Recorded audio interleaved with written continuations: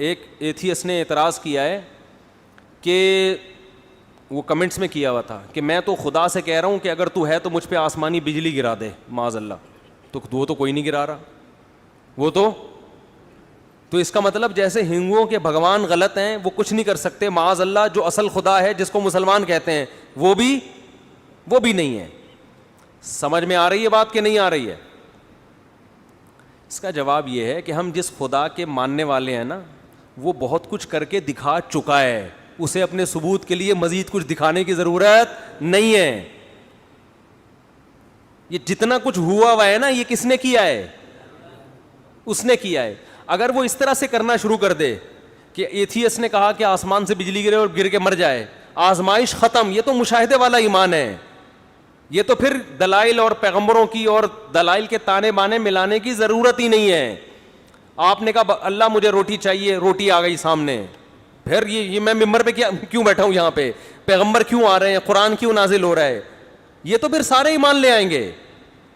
تبھی قرآن کیا کہتا ہے, جب ہم اپنی بڑی نشانی دکھاتے ہیں تو پھر ایمان قبول نہیں کرتے. جو نشانیاں ہیں انہی کو دیکھ کر ایمان لے کر آؤ.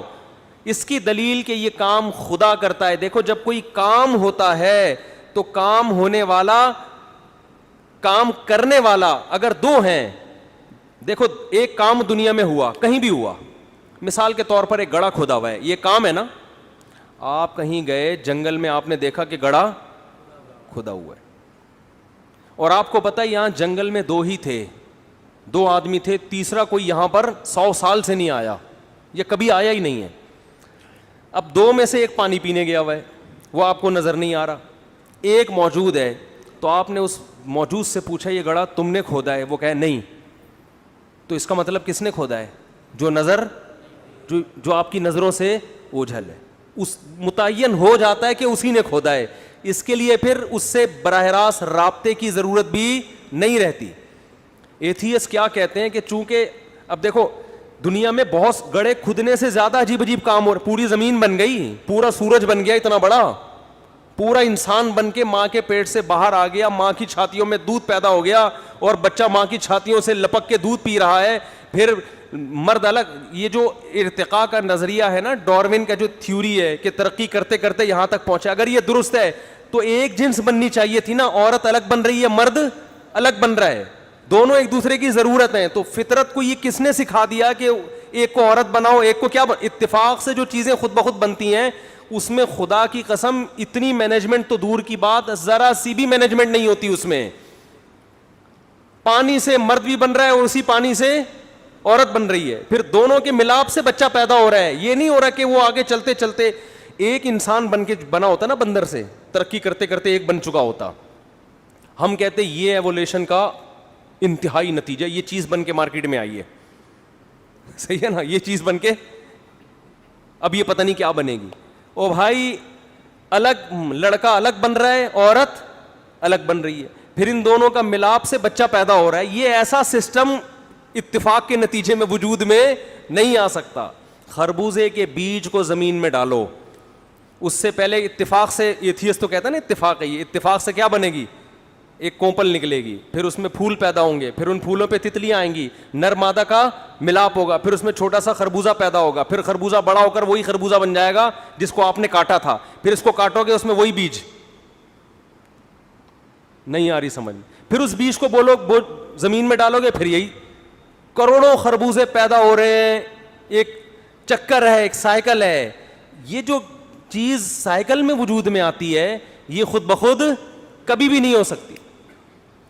دیکھو سائیکل, ایک سادہ سی سائیکل کو دیکھ لو نا, دو گراریاں آپس میں ایڈجسٹ ہوتی ہیں, ایسا ہی ہے نا, چین ان پہ چڑھی ہوتی ہے, چین کو گھماؤ گے تو گھوم کے واپس وہیں آ کے کھڑی ہو جائے گی. تو کروڑوں اربوں سال میں ایک سائیکل خود سے وجود میں آئی ہے جس میں گراریاں ایسے فٹ ہو جائیں اور چین ایسے ہو کہ پیڈل چلاؤ گے تو گھوم کے واپس. تو خدا کی قسم سائیکل کا جو گراریوں کا سسٹم ہے اتنا پیچیدہ نہیں ہے جتنا خربوزے کے پیدا ہونے کا سائیکل والا سسٹم ہے, جتنا انسان کا سسٹم ہے. تو کنواں کھدا ہوا آپ کہہ رہے ہو کسی نے کھودا ہے, وسیم نے نہیں کھودا تو ستار پہ بلی ڈالو گے اس نے کھودا ہے. اور کنواں کھدنے سے زیادہ عجیب کام دنیا میں ہو رہے ہیں بھائی. اس اتنے عجیب کہ ہر کام, ایک انسان عجیب نہیں ہے, انسان کا ایک ایک پارٹ عجیب سے عجیب تر ہے. کان عجیب ہے, آنکھ عجیب ہے, گردہ عجیب ہے, دل عجیب ہے, پھیپھڑے عجیب ہیں, ایک ایک پارٹ قدرت کا شاہکار ہے.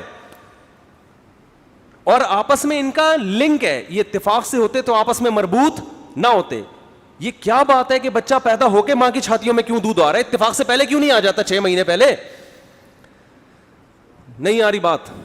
اور یہ کیا عجیب اتفاق ہے یار کہ پیدا ہوا اور بچے کو کچھ بھی نہیں آتا, لیکن یہ پتا ہے دودھ کہاں ملے گا اور حلق میں کیسے اترے گا. یہ کھوپڑی میں اس کے اتفاق سے آ گیا. بڑا عجیب اتفاق ہے یار. وہ ایک آدمی نے کسی کو قتل کر دیا, جج نے پکڑا کہ بھائی تم نے مارا ہے. کہہ رہے بھائی میں نے نہیں مارا, اتفاق سے مر گیا. کہہ رہے ابے تو نے کمبخت چھری نکال کے اس کو باقاعدہ گلا کاٹ کے گردن کاٹ کے الگ کیا ہے. پہلے اس کے گھر گیا, پہلے اس کو فون کر کے گیٹ پہ بلایا ہے, بھائی فون کیا, ساری کال ریکارڈنگ موجود ہے, کیمرے لگے ہوئے تھے, ان کیمروں میں آ رہا ہے کہ تو 12:01 پہ آتا ہے, فون کرتا ہے, اس کو بلاتا ہے, یہ فون پہ نہیں آتا تو ناک کرتا ہے, پھر یہ آتا ہے, چھری نکالتا ہے, پھر اس کو یوں کر کے بولو تیز کرتا ہے, پھر اس کو دوسرا بندہ پکڑ کے لٹاتا ہے, پھر اس کا گلا کاٹتا ہے اور سر الگ دھڑ الگ. تو وہ کہتا ہے جج صاحب یہ سارے کام ہوئے ہیں, ان کے ثبوت ہیں, لیکن یہ سب اتفاق سے ہوئے ہیں. یہ سب کیسے ہوئے ہیں؟ وہ جو میں اتفاق سے اس گلی سے گزر رہا تھا, مجھے تو وسیم بھائی سے قرضہ مانگنا تھا, سلیم بھائی سے. وسیم کی تو گردن کاٹی ہے. سلیم بھائی کے گھر میری نہاری کی دعوت تھی. حسن اتفاق کہیے کہ میں اس دن اتفاق سے وہاں سے گزر رہا تھا. پھر یہ حسن اتفاق ہے کہ میں کال سلیم کو ملا رہا تھا, مل کس کو گئی غلطی سے وسیم کو. اتفاق ہو گیا, ملانا سلیم کو تھی, میری قسمت خراب, کال مل کس کو گئی وسیم. جب وسیم کو مل گئی تو میں سمجھا کہ سلیم ہے, میں نے کہا گیٹ پہ آ جا. آیا کون؟ وسیم. کیونکہ اتفاق سے ملی کس کو تھی؟ وسیم کو. پھر میں جو چھری نکال کے چیک کر رہا تھا نا, وہ اس کو قتل کرنے کے لیے, ذبح کرنے کے لیے نہیں, حسن اتفاق کہیے کہ اسی دن بقرعید بھی تھی, میں نے بکرا کاٹنا تھا, میں چھری چیک کر رہا تھا کہ یہ چھری کیسی. بقرعید تھی نہیں, آنے والی تھی, تو میں چیک کر رہا تھا. یہ اتفاق ہے ایسا کہ حسن اتفاق کہیے کہ میں اس کو یوں یوں یوں چیک کرنے لگا. چلو یہاں تک اتفاق سمجھ میں آتا ہے, پھر تو نے پکڑ کے گرایا کیوں اس کو؟ وہ حسن اتفاق کہیے میری نظروں کے سامنے میرا بکرا آ گیا. میری نظروں کے سامنے آتا نہیں, لیکن اس دن وسیم کی قسمت خراب تھی. حسن اتفاق کہ میری نظروں کے سامنے میرا بکرا آ گیا. مجھے اس وسیم کی آنکھوں میں اپنی بکرے کی آنکھیں نظر آئیں. اور تو پھر وہ ستار نے تیرا ساتھ کیوں دیا, اس کو گرایا کیوں زمین پہ ہے بھائی, اس کو گرایا کیوں؟ اتفاق کی بات ہے. جج صاحب آپ یقین تو نہیں کریں گے, لیکن ڈارون چونکہ کہہ کے گیا ہے, آپ کو یقین. بھائی ڈارون نے جب اس سے بڑی پھینکی ہے, آپ نے مان لیا ڈارون کے نظریہ, میں تو بہت کم پھینک رہا ہوں, میں تو ایک اتفاق کا قائل ہوں. ڈارون تو اس سے بڑی بڑی چیزوں کو کیا بارے میں کیا کہتا ہے؟ وہ کہتا ہے مور کے پروں میں جو خوبصورتی ہے, یہ رنگ کے ڈبے اتفاق سے گر گئے تھے مور کے پروں میں. میں نے کل ہی ایک مور دیکھا, خدا کی قسم اس کو دیکھ کے میں سوچتا رہا ڈارون سے بڑا پاگل دنیا میں کوئی نہیں گزرا. اس مور کے پر دیکھو یار, کیا حسن و جمال, سر پہ تاج بھی ہے اس کے. قدرت کو یہ پتا تھا کہ یہ خوبصورت ہے, تاج جب تک نہیں لگے گا اس کی خوبصورتی میں اضافہ نہیں ہوگا. فطرت نے اس کی کھوپڑی میں تاج لگایا, اور تاج لگا کے اس کے اوپر جو ہے وہ بال لگائے ہیں, تاج کے بیچ میں نہیں ہے, بالکل جیسے کراؤن کے اوپر بال ہوتے ہیں نا, ایسے بنائے ہیں. گردن کا رنگ میں کیسی چمک, اور پھر اس کو اتنے خوبصورت پر دیے, تو اب وہ پر جیسے ساڑیاں ہوتی ہیں نا, ایسے عورتیں ان کو گھسیٹتی بھی لے جا رہی ہوتی ہیں, ایسے اپنے پروں کو زمین پہ گھسیٹتا ہوا لے کے جا رہا ہے. اور مور ہے واحد جانور جو اپنے پر کھول کے دنیا کو دکھاتا ہے. حسن اتفاق ہے کہ اسی کی کھوپڑی میں دکھانا لکھا ہوا ہے. گدھا شو نہیں مارتا, گدھے اسٹائل, گدھے کو دیکھا کبھی ناز و نخرے دکھا رہا ہو, اسٹائل پوز بنا بنا کے. فطرت نے اس کو بتایا ہوا ہے کہ تو گدھا ہے, گدھے والی حرکتیں تیرے پہ سوٹ کرے, تو ڈھیچو نیچو کر کلاٹیاں کھا. مور کے اسٹائل میں کبھی اپنے شو مارنے کی اور پوز بنانے کی کوشش نہیں کرنا. گدھا کبھی نہیں کرتا پوز. مور جو ہے وہ پوز بناتا ہے, اپنے دکھاتا ہے نا. یہ اتفاق ہے. او بھائی کوئی خدا ہے جس کو پتا ہے کہ جب میں نے مور کو خوبصورتی دی ہے تو اس کی خوبصورتی ایکسپوز اسی صورت میں ہوگی کہ کبھی کبھار وہ اپنے پروں کو کھول کے دنیا کو دکھایا کرے اور اپنے رنگ دکھا کے ڈاروین کا منہ چڑھائے اور ملحد اور ایتھیس کا منہ چڑھائے کہ بتا یہ کلر خود سے پیدا ہو سکتے ہیں کسی چیز میں؟ یہ کیسے پیدا ہو سکتے ہیں؟ تو ہمیں اپنے جو خدا ہے نا اس کے کہ وہ کارساز ہے، وہ کام بناتا ہے، اس کے لیے اس کے مزید کاموں کے ثبوت کی ضرورت نہیں ہے. اتنے کام اس نے کر کے دکھا دیے ہیں کہ وہ تبھی قرآن اپنے کام جو اللہ نے کیے ہیں نا انہیں نشانیوں کے طور پہ دکھاتا ہے. ان فی خلق السماوات والارض واختلاف اللیل والنہار لآیات لأولی الالباب. اگر کوئی ہندو ہم سے پوچھے کہ ہمارا بھگوان کچھ نہیں کر پاتا، تمہارا کیا کرتا ہے، ہم کہیں گے جو کچھ کیا ہے کس نے کیا ہے؟ ہمارے والے نے کیا ہے، کیونکہ ہم نے تو نہیں کیا اور دوسری کوئی مخلوق ہے بھی نہیں جو کرنے والی. تو کس پر کون کر رہا ہے پھر؟ وہ خدا ہے جو ہمیں نظر نہیں آتا، جس نے کتابیں نازل کی، جس نے پیغمبروں کو بھیج کے اپنا تعارف کروایا. تو اتنا کچھ کر چکا ہے. اس نے مور بنایا، اس نے خربوزے بنائے، اس نے انسانوں کو بنایا. آنکھ، الم نجعل لہ عینین.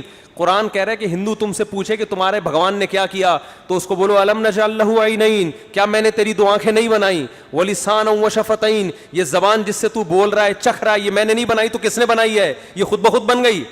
وشفتین، ہونٹ، یہ کس نے بنایا ہے؟ کیا ایسی ایڈجسٹمنٹ ہے؟ زبان کا کام بولنا بھی ہے، چکھنا بھی ہے. اور ایسے آلات، ایک گوشت کا ٹکڑا ہے، میٹھے کا بھی اندازہ لگا لے گا، کڑوے کا بھی اندازہ لگا لے گا، گرم کا بھی، ٹھنڈے کا بھی، خوشبو نہیں پتہ چلے گی. ناک میں ایسے آلات لگا دیے، وہ میٹھا گرم ٹھنڈا نہیں بتائے گی، وہ فوراً سونگھ کے بتا دے گی بدبودار ہے یا خوشبودار. آنکھ گرم ٹھنڈا یا بدبو خوشبو نہیں بتائے گی، وہ کلر دیکھ کے بتائے گی آنکھ کہ کلر کیسا ہے اس کا. کان آواز سن کے بتائیں گے یہ کیسا سنتا ہے، کچھ اور نہیں کر سکتے. اور یہ ساری چیزیں اتنی سی کھوپڑی میں اتنے سارے پیچیدہ آلات فٹ کر دیے، ٹھیک ہے نا. اتنی سی کھوپڑی میں اتنی پیچیدہ مشینیں جو اب تک جاپان کے سائنسدان بھی نہیں بنا سکے.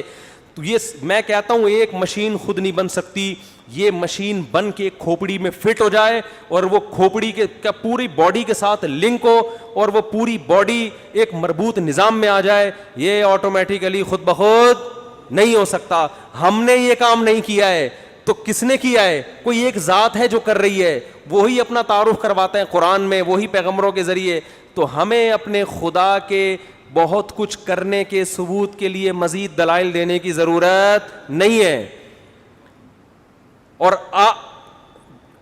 آگے بھی جو کچھ کرے گا وہ کون کرے گا؟ وہ خدا. تبھی ہم اس سے مانگتے ہیں. اب جو ملحد لوگ مذاق اڑاتے ہیں تم دعا مانگتے ہو، ہوتا تو کچھ نہیں ہے. ہم کہتے ہیں اسی لیے کچھ نہیں ہوتا کہ تمہارے جیسے لوگوں کو ایمان کی توفیق نہ ملے. ہمیں جب پتہ ہے وہ سب کچھ کر سکتا ہے تو ہم اس سے مانگتے ہیں. اس کی مرضی کرے نہ کرے یہ ہمارا ہیڈک نہیں ہے. یہ کس کی ذمہ داری ہے؟ بھائی آپ کو پتہ ہے کہ علاقے کا تھانے دار ہے اور آپ کا خیر خواہ بھی ہے. علاقے میں ایس ایچ او صاحب آ گئے، آپ کو جیل سے رہائی بھی دلا سکتے ہیں، گرفتاری سے بچا بھی سکتے ہیں، اور آپ سے ان کی دوستی بھی ہے، آپ کو مروانا بھی نہیں چاہتے. آپ نے اپلیکیشن بھیج دی، سر سنا ہے کل مجھے پولیس والے اٹھا لیں گے، کائنڈلی آپ میری مدد کریں. تھانے دار تک رپورٹ پہنچ بھی گئی. آپ کو پتہ ہے کہ اس کو مجھ سے محبت بھی ہے، آپ کا باپ ہی ہے وہ، سمجھ لو ابا ہے آپ کا. کون ہے وہ؟ ابا. پھر بھی وہ اپلیکیشن پر عمل نہیں کر رہا، موبائل آتی ہے اٹھا کے لے جاتی ہے. اگر آپ کو ایس ایچ او پر اعتماد ہے، آپ کہو گے یار اسی میں کیا ہوگی، خیر ابا نے کوئی وجہ ہوگی جو اٹھوائے. ابا کہہ رہے ہیں تو ایک دفعہ اٹھ کے اندر آ جا پھر دیکھتا ہوں. کوئی کیس کی نوعیت اس قسم کی ہوگی.